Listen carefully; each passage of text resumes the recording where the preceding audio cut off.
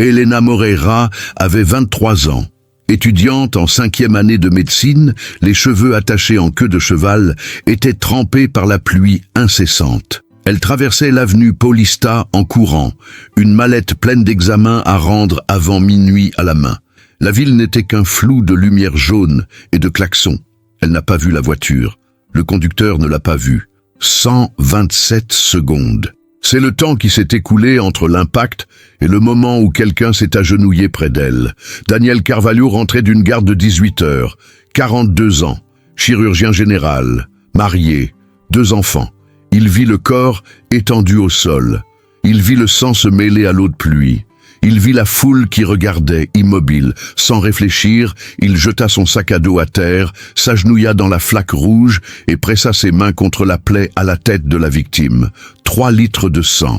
C'est la quantité de sang perdue par Elena durant les 8 premières minutes. Daniel sortit le mouchoir bleu de sa poche et le pressa contre sa tempe, lui maintenant fermement la tête. Elle était consciente, les yeux ouverts, terrifiée.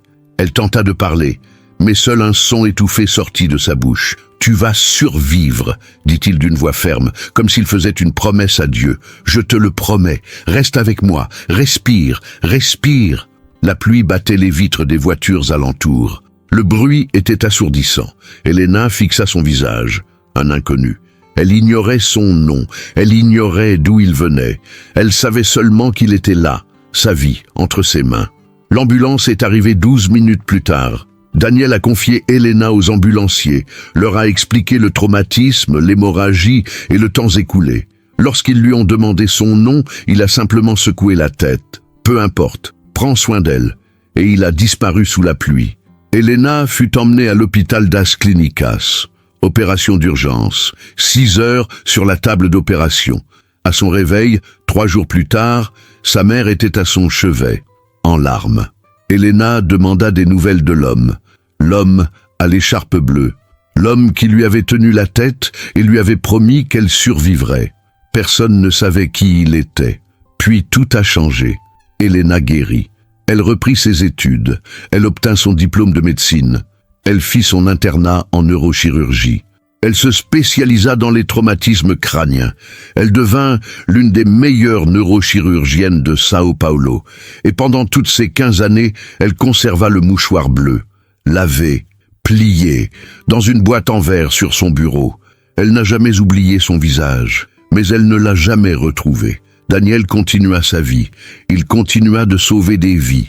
Il continuait de disparaître avant même que quiconque puisse le remercier. Il ne le faisait pas pour la reconnaissance. Il le faisait parce que c'était sa nature profonde. Un homme pour qui sauver des vies était un devoir, non un commerce. Mais ce qu'il ignorait, c'est que le destin décomptait les années. 11 mars 2023, 22h15. Hôpital São Luís, São Paulo. Daniel était en pleine intervention chirurgicale de routine lorsqu'il ressentit une douleur aiguë et lancinante du côté gauche de la tête. Il cligna des yeux.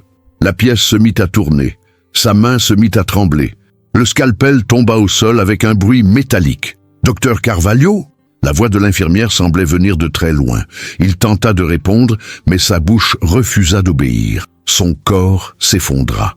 Accident vasculaire cérébral hémorragique. Hémorragie sous-arachnoïdienne. Rupture d'anévrisme. 8% de chance de survie. Il fallait l'opérer d'urgence. Et la seule neurochirurgienne de garde cette nuit-là était Elena Moreira. Si cette histoire vous a touché jusqu'ici, laissez un like. Mais le pire était encore à venir. Elena terminait une intervention chirurgicale lorsqu'elle a reçu l'appel. Urgence. Accident vasculaire cérébral hémorragique. Patient en état critique. Chirurgien de l'hôpital. Elle s'est précipitée au bloc opératoire, encore vêtue de sa blouse tachée de sang de l'opération précédente. À son arrivée, l'équipe préparait déjà le patient. « Non ?» demanda-t-elle en se lavant les mains. Daniel Carvalho, 57 ans, chirurgien général. Elena s'arrêta. Ses mains restèrent immobiles sous l'eau. Répétez le nom. Daniel Carvalho. Elle sentit l'air lui manquer.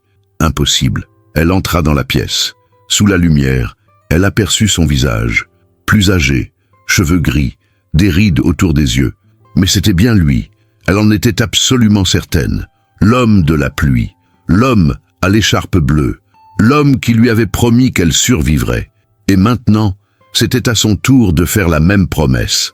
Elena s'approcha du brancard. Ses doigts effleurèrent sa joue, cherchant quelque chose. Et elle le trouva, une petite cicatrice sur sa main droite. Elle se souvenait de cette cicatrice. Elle s'en souvenait parce qu'elle avait vu cette main, 15 ans plus tôt, tenant une écharpe bleue contre sa tête, sous la pluie. « C'est toi », murmura-t-elle. Personne d'autre n'a entendu. La vérité qu'elle a découverte était indescriptible. Elena observa l'équipe. Elle regarda les écrans. 8%. Il était en train de mourir. Elle avait le choix. Elle pouvait confier le dossier à un autre chirurgien. Elle pouvait invoquer son implication émotionnelle. Elle pouvait s'enfuir. Mais elle ne s'est pas enfuie. « Commençons », dit-elle d'une voix ferme. 11 heures. C'est la durée de l'opération. 11 heures, pendant lesquelles Elena a tenu la vie de Daniel entre ses mains, comme il avait tenu la sienne. 11 heures, pendant lesquelles elle a répété en silence les mêmes mots qu'il lui avait dit. « Tu survivras. Je te le promets. » L'équipe ne comprenait pas pourquoi elle pleurait pendant l'opération. Ils ne comprenaient pas pourquoi elle murmurait des choses que personne ne pouvait entendre. Ils ne comprenaient pas pourquoi, lorsque le moniteur a indiqué que son rythme cardiaque s'était stabilisé, elle a appuyé son front contre le mur et s'est effondrée en sanglots. Mais Elena avait compris. Commentaire. Pardonneriez-vous ? 4 jours plus tard, Daniel se réveilla et trouva Elena assise à son chevet. Elle tenait le mouchoir bleu entre ses mains. Il la regarda, perplexe, désorienté. « Qui êtes-vous » demanda-t-il d'une voix faible. Elena sourit, un sourire rempli de larmes. « Tu ne te souviens pas de moi, dit-elle. Mais moi, je me souviens de toi. Avenue Paulista, 14 juin 2008. Il pleuvait. Tu m'as serré dans tes bras pendant que je saignais. Et tu m'as promis que je survivrais. » Daniel cligna des yeux. Les souvenirs commencèrent à lui revenir. Des fragments, une jeune femme à terre, de la pluie, du sang, un mouchoir bleu. Vous êtes... C'est moi, dit Elena. Tu m'as sauvé. Et maintenant, je t'ai sauvé. Le silence en disait plus long que 1000 excuses. Daniel regarda le mouchoir. Il le toucha du bout des doigts, tremblant. Puis il se mit à pleurer. Un sanglot silencieux et profond, comme si 15 années de fardeau venaient de lui être enlevées des épaules. « Je n'ai jamais su, » murmura-t-il. « Je n'ai jamais su si tu avais survécu. »« J'ai survécu, » dit Elena, « grâce à toi. Et maintenant, tu as survécu, grâce à moi. » Aucun d'eux n'était préparé à ce qui allait suivre. Dans les mois qui suivirent, Daniel se rétablit complètement. Elena lui rendait visite chaque semaine. Ils discutaient pendant des heures. De la vie, du destin, de la façon dont un simple acte de bonté peut avoir des répercussions pendant 15 ans et se manifester au moment où on s'y attend le moins. Daniel lui demanda pourquoi elle avait gardé le mouchoir. Elena répondit que c'était pour ne jamais oublier qu'il existe des gens bien dans le monde, des gens qui s'arrêtent, des gens qui s'agenouillent sous la pluie, des gens qui font des promesses et les tiennent. Il lui demanda pourquoi elle était devenue neurochirurgienne. Elle répondit que c'était pour pouvoir faire pour les autres ce qu'il avait fait pour elle, sauver des vies, sans rien attendre en retour. Ils sont devenus amis. Plus que ça, ils sont devenus une famille de cœur. Daniel a commencé à l'appeler « ma seconde chance ». Elena a commencé à l'appeler « mon ange de pluie ». 3 ans plus tard, 2026. Elena donne une conférence lors d'un congrès médical. Son titre, « Le pouvoir de la gratitude partagée. Comment un geste anonyme a changé 2 vies ». Au premier rang, Daniel est assis, souriant. À côté de lui se trouve sa femme et leurs 2 enfants. Elena projette une photo sur l'écran. C'est l'avenue Paulista, une nuit pluvieuse. Elle raconte l'histoire. L'assistance, composée de plus de 1000 médecins, est plongée dans un silence absolu. Quand elle a terminé, personne n'applaudit, car tous pleurent. Puis elle dit, « Si vous écoutez encore, c'est que vous avez besoin de connaître la fin. La fin, c'est que la bonté ne se perd jamais. Elle traverse le temps, elle traverse la pluie, elle traverse la douleur, et elle revient toujours. Peut-être pas comme on l'imagine, peut-être 15 ans plus tard, mais elle revient. Et quand elle revient, elle sauve plus d'une vie. Elle sauve la conviction qu'il vaut encore la peine d'être bon. Le public se lève d'un bond. Les applaudissements sont assourdissants. Daniel monte sur scène.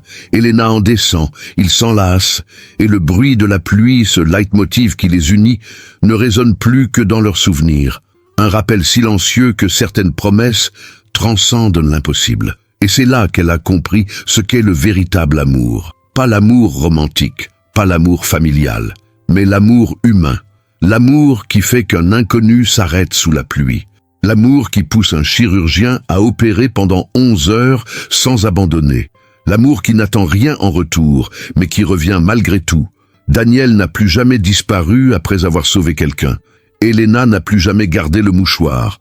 Elle a commencé à recueillir des histoires et à les partager pour que d'autres sachent que le monde compte encore des anges. Certains portent des blouses blanches, d'autres arborent des foulards bleus, et certains promettent que vous survivrez. Et ils tiennent leurs promesses. Abonnez-vous pour découvrir d'autres histoires vraies qui changent tout. La pluie continue de tomber sur l'avenue Paulista. Mais maintenant, quand Daniel passe, il s'arrête. Il regarde l'endroit où tout s'est passé. Et il sourit. Car il sait que cette nuit-là, il n'a pas seulement sauvé une vie, il a sauvé la sienne.